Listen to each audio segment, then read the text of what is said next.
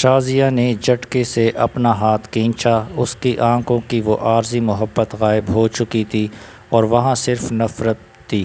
وہ تلخ لہجے میں بولی، میں کیوں اپنی قیمتی زیور دوں؟ میں یہاں عیش کرنے آئی تھی۔ ایک خوبصورت اور خوشحال شہر میں رحمان نام کا ایک نوجوان اور کامیاب تاجر رہتا تھا جس کا کپڑے کا بڑا کاروبار تھا۔ رحمان دل کا برا نہیں تھا، لیکن وہ جذباتی تھا اور زندگی کے فیصلے بہت جلدی میں کرتا تھا۔ اس کی پہلی بیوی کا نام سائرہ تھا، جو بہت ہی خوبصورت، شرمیلی اور سلیقے والی خاتون تھی۔ سائرہ کی محبت خاموش اور گہری تھی۔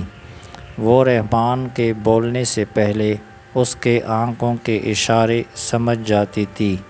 جب رحمان غریب تھا تو وہ تپتی ہوئی گرمی میں اس کے پگھلتے ہوئے پسینے کو اپنے دوپٹے سے صاف کرتی اور مسکرا کر کہتی، آپ بس محنت کریں، میرا خدا اور میری محبت آپ کے ساتھ ہے۔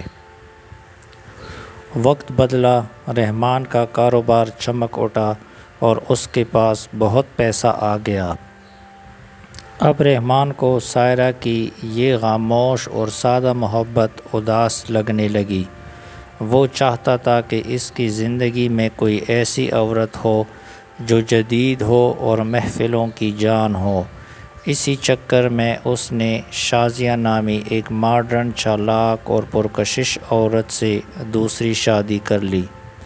شازیہ کو رحمان سے زیادہ اس کی دولت اور عیش و آرام سے محبت تھی، لیکن وہ اپنی اداؤں سے رحمان کو یہ یقین دلانے میں کامیاب رہتی کہ وہ اس کی دیوانی ہے۔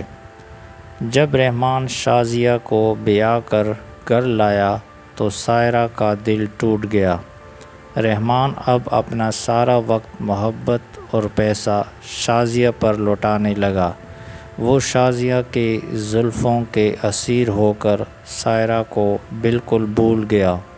شازیہ جب بھی رحمان کے گلے میں باہیں ڈال کر کوئی فرمائش کرتی، رحمان فوراً پوری کر دیتا۔ ایک دن شازیہ نے رحمان کے قریب آ کر خوشبودار سانسوں کے ساتھ اس کے کان میں کہا، رحمان، مجھے یہ گھر اپنے نام چاہیے، اور ہاں، یہ سائرہ ہر وقت اداس رہتی ہے، اسے یہاں سے نکال کر گاؤں بھیج دینا۔ رحمان شازیہ کے حسن کے جادو میں ایسا اندھا تھا کہ وہ اپنی سچی محبت کو قربان کرنے کے لیے تیار ہو گیا۔ لیکن قسمت کو کچھ اور ہی منظور تھا۔ رحمان نے اپنے کاروبار کو مزید بڑھانے کے لیے ایک بہت بڑی رقم ایک نئے پروجیکٹ میں لگا دی، لیکن وہ پارٹنر دھوکے باز نکلا اور سارا پیسہ لے کر فرار ہو گیا۔ اسی رات رحمان کے گودام میں شارٹ سرکٹ کی وجہ سے آگ لگ گئی اور لاکھوں کا مال جل کر راکھ ہو گیا۔ صرف ایک رات میں رحمان سڑک پر آ گیا۔ مارکیٹ کے لوگ اپنے پیسے مانگنے اس کے دروازے پر آ کھڑے ہوئے۔ رحمان گھبرا کر اور کانپتے ہوئے قدموں سے شازیہ کے کمرے میں گیا، جہاں وہ اپنے ناخن پالش کر رہی تھی۔ رحمان نے اس کے سامنے گھٹنوں کے بل بیٹھ کر اس کا ہاتھ تھاما اور روتے ہوئے کہا، شازیہ، میں برباد ہو گیا ہوں۔ مجھے مارکیٹ کا قرضہ اتارنے کے لیے تمہارے زیورات اور یہ گھر بیچنا پڑے گا۔ تم میرا ساتھ دو گی نا؟ شازیہ نے جھٹکے سے اپنا ہاتھ کھینچا۔ اس کی آنکھوں کی وہ عارضی محبت غائب ہو چکی تھی اور وہاں صرف نفرت تھی۔ وہ تلخ لہجے میں بولی، میں کیوں اپنی قیمتی زیورات دوں؟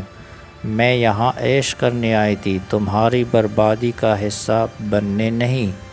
اگلی ہی صبح شازیہ نے طلاق کا کاغذ رحمان کے منہ پر مارا اور اپنا سارا سامان سمیٹ کر چلی گئی، یہ کہہ کر کہ وہ ایک کنگال انسان کے چہرے کو دیکھنا بھی پسند نہیں کرتی۔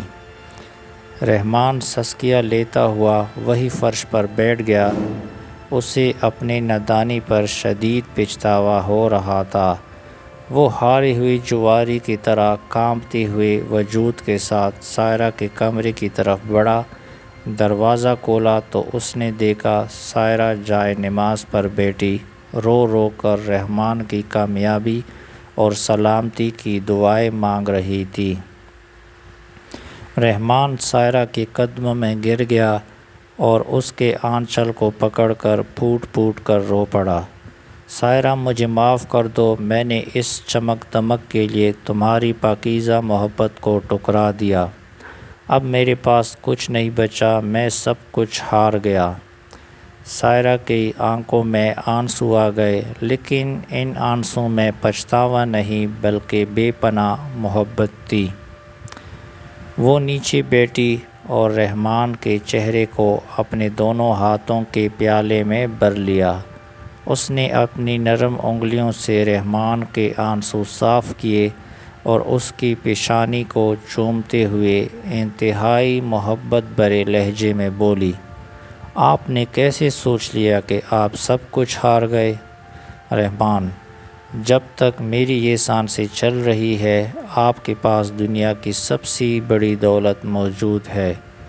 پیسہ تو ہاتھ کی میل ہے، آ جائے گا، لیکن ہماری محبت سچی ہے۔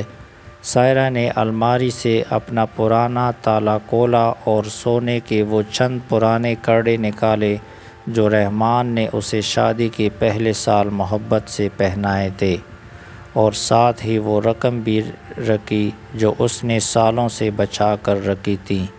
اس نے وہ زیور رحمان کے ہتھیلی پر رکھے اور اپنا ہاتھ اس کے ہاتھ پر جما دیا۔ رحمان نے جذباتی ہو کر سائرہ کو اپنی باہوں میں بھر لیا اور اس کے کندھے پر سر رکھ کر رو پڑا۔ اس رات رحمان کو احساس ہوا کہ شازیہ کی باہوں میں صرف عارضی ہوس تھی، لیکن سائرہ کی آغوش میں وہ سکون اور زندگی تھی جس کی اسے ہمیشہ سے تلاش تھی۔ سائرہ کی اس سچی محبت اور قربانی نے رحمان کے اندر ایک نئی روح پونک دی۔ اس نے سائرہ کے زیورات سے قرض اتارا اور دن رات ایک کر کے دوبارہ اپنا کاروبار کھڑا کیا۔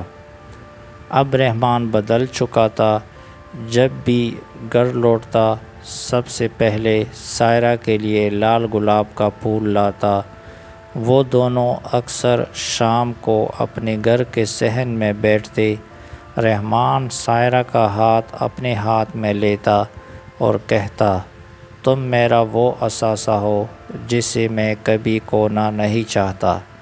ان کی خوبصورت زندگی اب پہلے سے زیادہ خوبصورت، رومانوی اور پرسکون ہو چکی تھی۔ دوستو، اگر آپ کو یہ کہانی پسند آئی تو مزید اس طرح کی کہانیاں سننے کے لیے ہمارے چینل کو سبسکرائب کریں اور کمنٹ کرنا نہ بھولیے گا۔ شکریہ دوستو، اللہ حافظ۔